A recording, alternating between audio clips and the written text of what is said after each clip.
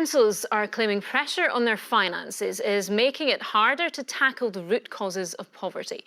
They say too much of their cash has to be spent on specific things the Scottish Government wants. So this has left funding for other services more vulnerable. Here's our local government correspondent, Jamie McIver. Never forget how capable you are. Claire loves her job.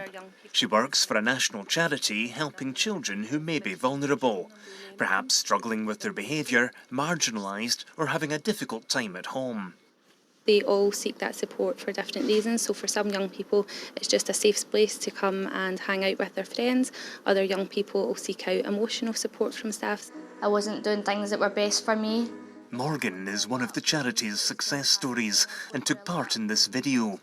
She came from a difficult background, but now she's at university. If I hadn't met Johnny and Julian, hadn't started working at Aberlour, I get quite scared to think about it. Aberlour works with children and their families all across Scotland, and part of their funding comes from councils. But because that funding isn't protected, it can be vulnerable when council budgets are tight.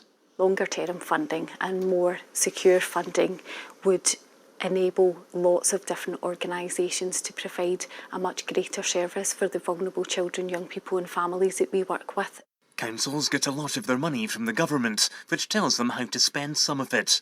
That helps protect services like education, but some councils argue they also have to target other services for savings, such as support for charities and youth services. We certainly need less ring fencing. We need to be able to have councils deciding to spend in their own areas. They're the ones working on the ground with their local communities. They understand the needs of those local communities. And of course, all councils are working from a different starting point as well. But some councils have chosen to spend more than they have to helping tackle poverty. Some now provide free meals during the school holidays.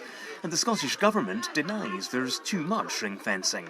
Local authorities have complete autonomy over 92% of their revenue and can choose how to spend it. That is a decision for them.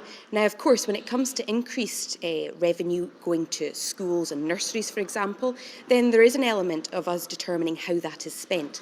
But over 92% is quite a considerable sum for local authorities to decide how to spend. Most councils are expected to set their budgets for the coming year next month. Jamie McIver, reporting Scotland.